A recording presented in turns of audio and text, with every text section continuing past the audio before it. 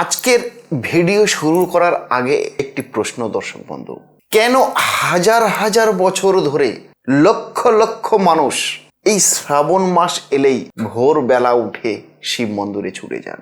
কেন গভীর রাত হলে শিব মন্দিরের ঘণ্টা ধ্বনি যেন অন্য রকম অনুভূতি তৈরি করে? কেন 12 মাস থাকতে মানুষ এই মাসেই অর্থাৎ এই শ্রাবণ মাসেই মহামৃত্যুঞ্জয় মন্ত্র, পরাক্ষরী মন্ত্র এবং শিব সাধনার কথা এত বেশি মনোযোগ সহকারে শোনে?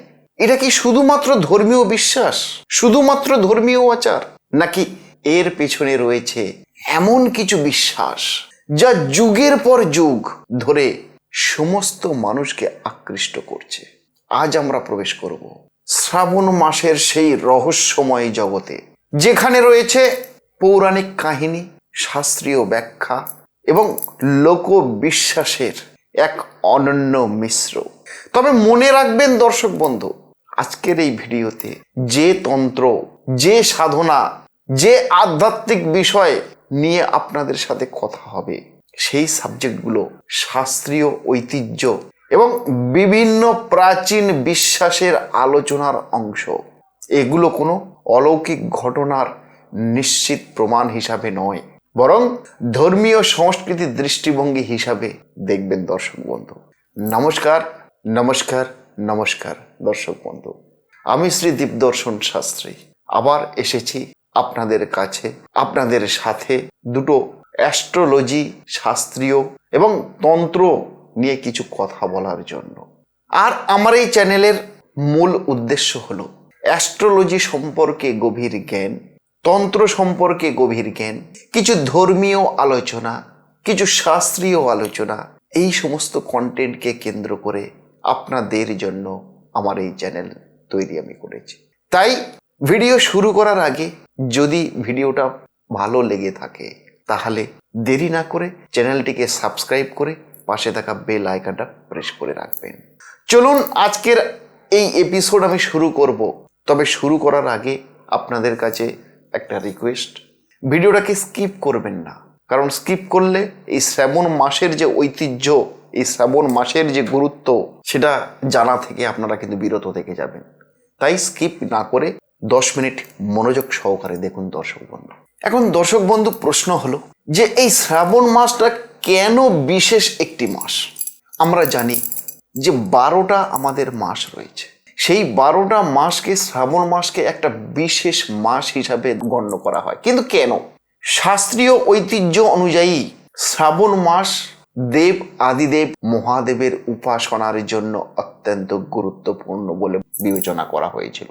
একটি সুপরিচিত পৌরাণিক কাহিনী অনুযায়ী, যে কাহিনীটা আপনারা শুনেছেন বা জানেন, যে সমুদ্র মন্থনের সময় ভয়ঙ্কর হলাহল বিষ বেরিয়ে আসে, সেই বিষের তীব্রতায় সৃষ্টি বিপন্ন হয়ে পড়েছিল। মহাদেব বিশ্ব রক্ষার জন্য সেই বিষ ধারণ করে নিয়েছিলেন তার কণ্ঠে, সেই থেকে তার নাম হয়ে গেছিল নীলকণ্ঠ। আর এই কাহিনীকে স্মরণ করে বহু ভক্ত শ্রাবণ মাসে ভগবান শিবের প্রতি বিশেষ ভক্তি প্রকাশ করার জন্য ভগবান শিবের উদ্দেশ্যে গঙ্গা জল ও শিবের তাপ প্রশমনের প্রতীক হিসাবে দেখেন। আর এই মাসে শিব ভক্তরা সাধারণত ভোরে স্নান করে শিবলিঙ্গে জল, দুধ, বিল্লপত্র, ধুতরা, আকন্দ ফুল নিবেদন করে। বিভিন্ন অঞ্চলের রীতি আবার বিভিন্ন রকমভাবে ভিন্ন হতে পারে, কিন্তু শাস্ত্রীয় ঐতিহ্যে বলা হয় পূজার মূল শক্তি বাহ্যিক উপকরণে নয়, ভক্তি, সংযম ও আন্তরিকতায় হলো মূল ঐতিহ্য। এই সময়ে বহু মানুষ ওং নমঃ শিবায় মন্ত্রটি জপ করেন।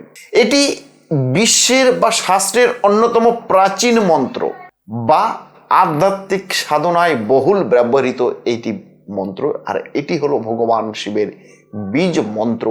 এবার এই শ্রাবণ মাসের সোমবারের মাহাত্ম্যটা কি? শ্রাবণ মাসের প্রতিটি সোমবার লক্ষ লক্ষ ভক্ত বিশেষ ব্রত ও পুজো পালন করেন। অনেকের বিশ্বাস যে এই দিনে আত্মসংযম, প্রার্থনা ও শিবস্মরণ মানুষকে মানসিক শক্তি ধৈর্য এবং ইতিবাচক চিন্তায় সাহায্য করে। তবে এগুলো ধর্মীয় বিশ্বাসের বিষয়। ব্যক্তিভেদে তাদের আচার, তাদের অনুশীলন ভিন্ন রূপ হতে পারে। এখন প্রশ্ন হলো যে কিভাবে আপনারা পালন করবেন।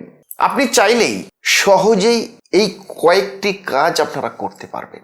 শ্রাবণ মাসের সোমবারে একদম ভোরে উঠে আপনারা স্নান করুন এবং একদম একনিষ্ঠতায় অর্থাৎ একচিত্তে পরিষ্কার মনে দেব আদিদেব মহাদেবের ধ্যান করুন। শিবলিঙ্গে জল এবং দুধ আপনারা নিবেদন করুন। বিল্লপত্র অনিবার্য, বিল্লপত্র অর্পণ করবেন এবং শিব ধ্যান ওং নমঃ শিবায় এই বীজ মন্ত্রটা আপনারা বেজোড় সংখ্যায় উচ্চারণ করবেন। সেটা 51 বার হতে পারে, 31 বার হতে পারে, 71 বার হতে পারে, অর্থাৎ বেজোড় সংখ্যায় উচ্চারণ করবেন। আর যদি সম্ভব হয় উক্ত দিনে অর্থাৎ শ্রাবণ মাসের এই সোমবারে সাধ্যমতো আপনারা সেবামূলক কাজ করুন। অর্থাৎ সেবামূলক কাজ মিন্স গরিবকে দান করুন, ভগবানের উদ্দেশ্যে কিছু অর্পণ করুন এবং ওই দিনেই আপনারা একটু শান্ত, সংযমী ও সদাচারী থাকার চেষ্টা করুন। যদি এই শিষ্টাচার, সাধারণ শিষ্টাচারটা যদি আপনারা পালন করতে পারেন তাহলে অবশ্যই ভগবান শিবের কৃপা বর্ষণ আপনাদের উপরে বর্ষিত হবে। বন্ধুরা, শ্রাবণ মাসের প্রকৃত শিক্ষা কেবল আচার পালনে নয়, বরং নিজের মনকে শান্ত করা, অহংকারকে ত্যাগ করা এবং ভক্তির মাধ্যমে আত্মশুদ্ধির চেষ্টা করা। আপনাদের কাছে করজোড়ে অনুরোধ, যদি এই ভিডিওটা আপনাদের ভালো লাগে তাহলে লাইক করুন, শেয়ার করুন, দেবদর্শন শাস্ত্রী চ্যানেলটিকে সাবস্ক্রাইব করুন। শেষে সবাই একবার ভক্তি ভরে বলুন ওং নমঃ শিবায়, হর হর মহাদেব। আর সেকেন্ড ভিডিওর জন্য আপনারা অপেক্ষা করুন। আর সেকেন্ড ভিডিওতে আমি আপনাদের জন্য নিয়ে আসছি প্রতিটা রাশি সাপেক্ষে আপনারা কিভাবে পালন করবেন এই শ্রাবণ মাসটি। ততক্ষণে আমার সঙ্গে থাকুন, আর আমার সঙ্গে থাকতে গেলে চ্যানেলটিকে সাবস্ক্রাইব করে পাশে দেখা বেল আইকনটা প্রেস করে রাখুন। নমস্কার দর্শক বন্ধু, সেকেন্ড এপিসোড নিয়ে আবার আসছি আপনাদের সামনে।